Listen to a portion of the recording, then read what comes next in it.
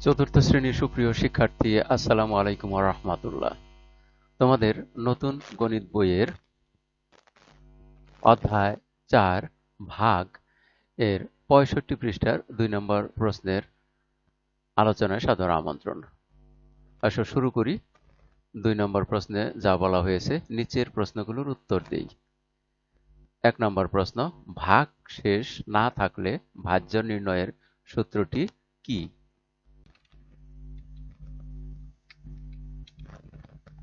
ভাজ্য সমান হলো ভাজক গুণ ভাগফল।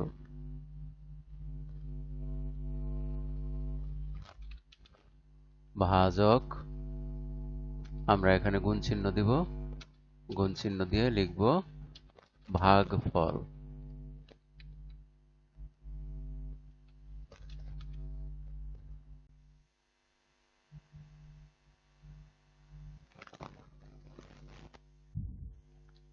তাহলে আমরা পেলাম ভাজ্য সমান ভাজক গুণ ভাগফল। এটাই হলো ভাগশেষ না থাকলে ভাজ্য নির্ণয়ের সূত্র। আমরা ২ নম্বর প্রশ্নটা লক্ষ্য করি। ২৪০ কে কোন সংখ্যা দিয়ে ভাগ করলে ভাগফল ১২ হবে? আমরা ২৪০ কে এমন একটি সংখ্যা দিয়ে ভাগ করব যাকে সেই সংখ্যা দিয়ে ভাগ করলে ভাগফল হবে ১২। সেক্ষেত্রে আমরা যদি এই যে এখানে লক্ষ্য করি যে ভাজক এবং ভাগফল ভাজক এবং ভাগফলের গুণফল হলো ভাজ্য। তার মানে আমরা যদি ভাজক দিয়ে ভাজ্যকে ভাগ করি তাহলে ভাগফল পাওয়া যাবে, অথবা যদি ভাগফল দিয়ে ভাজ্যকে ভাগ করি তাহলে ভাজক পাওয়া যাবে। তাহলে আমরা খুব সহজেই এখানে ২৪০ কে যদি ১২ দিয়ে ভাগ দেই তাহলেই পেয়ে যাব আমরা এই ভাজকটা পেয়ে যাব। তাহলে আমরা ভাগ দেব ২৪০ কে ১২ দিয়ে।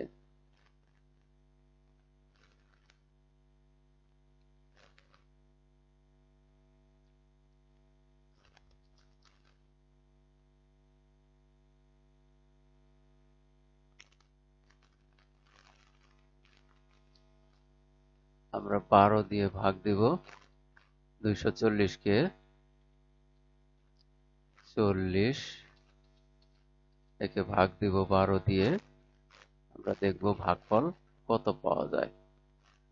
আমরা এখানে একটি ভাগ চিহ্ন দেই।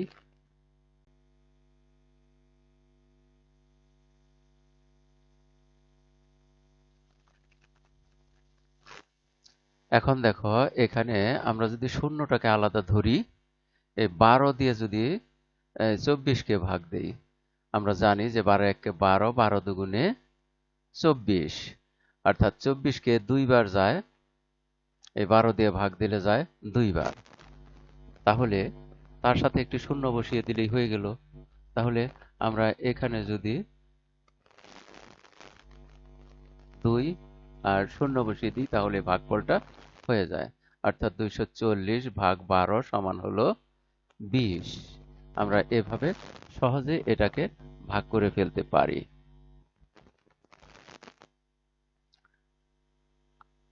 এবার ৩ নম্বর প্রশ্ন দেখো। ৫০০ টাকার একটি নোট দিয়ে ২৫ টাকা মূল্যের কয়টি রং পেন্সিল কেনা যাবে?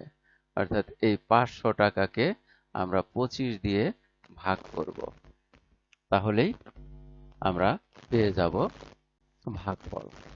তাহলে শুরু করা যাক। আমরা এক কাজ করি,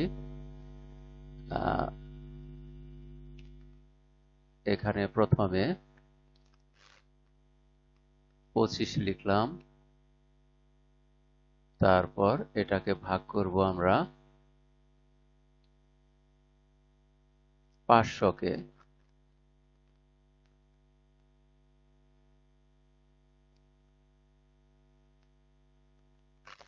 এখানে ২৫ দিয়ে প্রথমে ৫০-কে যদি ভাগ করি তাহলে দেখা যাচ্ছে ২৫ ১-কে ২৫, ২৫ দুগুণে ৫০, তার মানে ২ বার। 50কে আমরা যদি 2 দিয়ে ভাগ করি, 25 দিয়ে যদি ভাগ করি 50কে, তাহলে ভাগফল হয় 2। 25 দুগুণে হলো 50। আমরা এখানে 50 লিখি। এবারে বিয়োগ করি। বিয়োগ করলে দেখা যাচ্ছে এখানে শূন্য থাকে।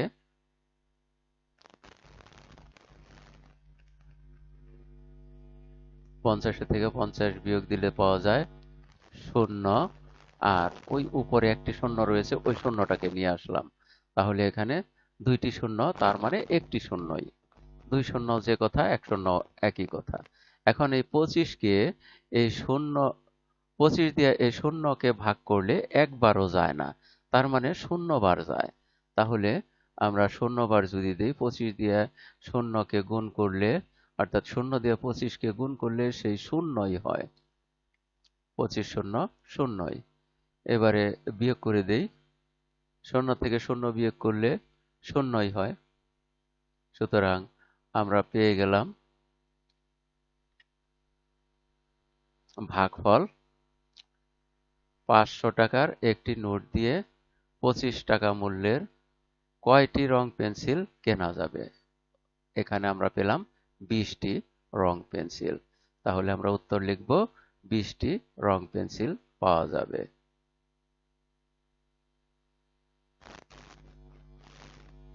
আমরা এটা সাজিয়ে লিখবো, এভাবে নিচে লিখব, অতএব 20টি রং পেন্সিল পাওয়া যাবে। বা উত্তর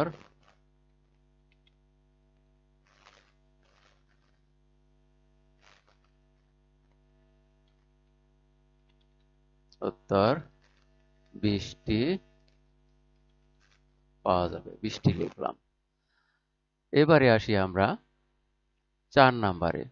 একটি বাক্সে 20টি পুশপিন থাকলে 400টি পুশপিনের জন্য কতটি বাক্স লাগবে? অর্থাৎ এই 400কে আমরা 20 দিয়ে ভাগ করব। একই রকম ভাবে আমরা ভাগ করতে পারি। এটা 4 নাম্বার লিখলাম।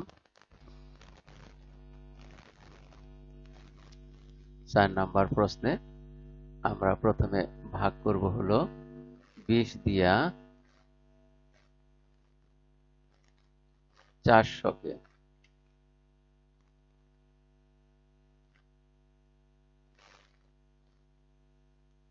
20 দিয়া যদি 400কে ভাগ করি, তাহলে দেখা যাচ্ছে যে 20 দিয়ে প্রথমে 40কে ভাগ করি। এই শূন্য আর এই শূন্য যদি বাদ দেই, তাহলে 4কে 2 দ্বারা, তার মানে 2 দুগুণে 4।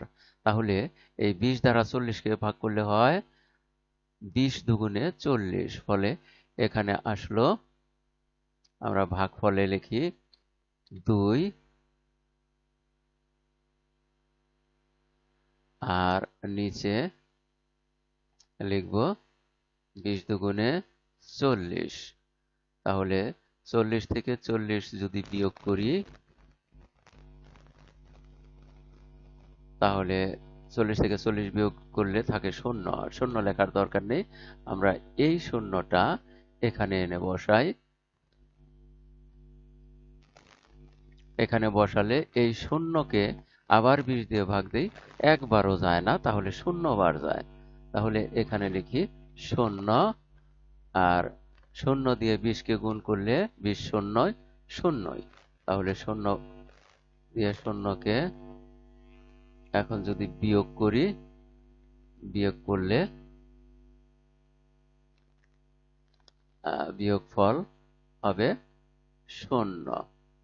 তাহলে আমরা এখানে দেখলাম যে একটি বাক্সে 20টি পুশপিন থাকলে 400টি পুশপিনের জন্য কতটি বাক্স লাগবে? 400টি পুশপিনের জন্য এই 20টি বাক্স লাগবে। তাহলে উত্তর লিখব 20টি বাক্স।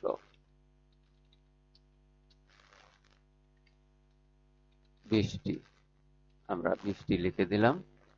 এবারে 5 নাম্বার দেখি। 1 হালি ডিমের দাম 40 টাকা হলে 9 হালি ডিমের দাম কত? তাহলে এই একই রকম আমরা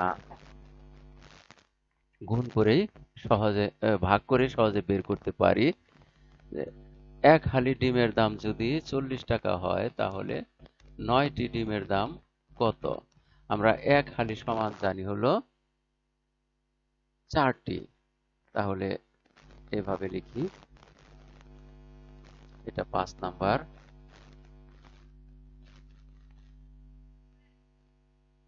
এক হালি সমান এক হালি সমান হলো 4টি। তাহলে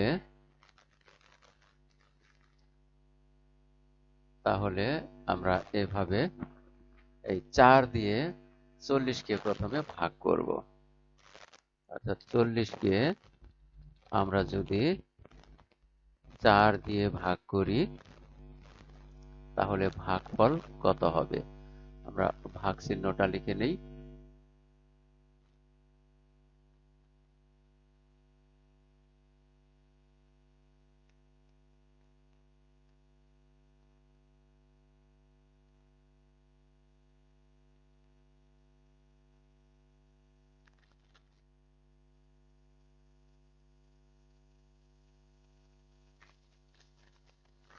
এখন এই 40কে 4 দ্বারা ভাগ করলে আমরা জানি 4 এর ঘরের নামতা, 4 10 40, তাহলে পাওয়া যায় 10। তাহলে একটির দাম পেলাম আমরা 10। অতএব 9টির দাম, এখানে তাহলে লিখে নেই যে একটির দাম, একটি ডিমের দাম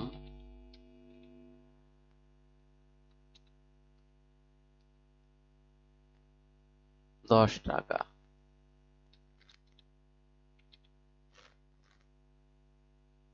সুতরাং 9টি ডিমের দাম, তাহলে আমরা এভাবে লিখি, সুতরাং 9টি ডিমের দাম, 9টি ডিমের দাম হবে 10 আর 9 এর গুণফল। 10 এবং 9 এর গুণফল দিয়ে যা হয় তত টাকা।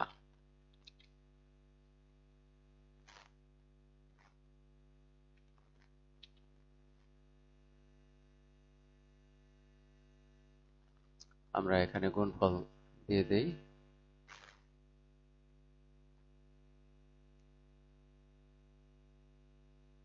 গুণ চিহ্নটা দিয়ে দিলাম। তাহলে 9 গুণ 10 সমান কত হয়? 9 10 90। তাহলে আমরা পেলাম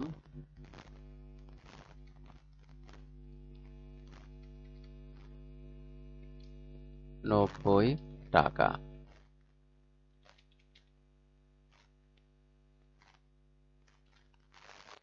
তাহলে 5 নাম্বার প্রশ্নের সমাধানও আমরা করে ফেললাম।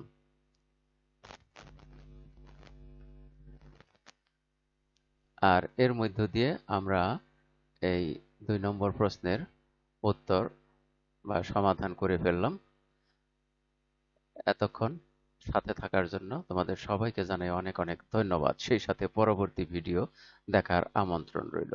পরবর্তী ভিডিওতে আমরা আলোচনা করব 66 পৃষ্ঠার ভাগ করি এই 3 নম্বর প্রশ্ন এবং তার পরবর্তী প্রশ্নগুলো নিয়ে। ততক্ষণ আমাদের সাথেই থেকো। ধন্যবাদ। আসসালামু আলাইকুম ওয়া রাহমাতুল্লাহ।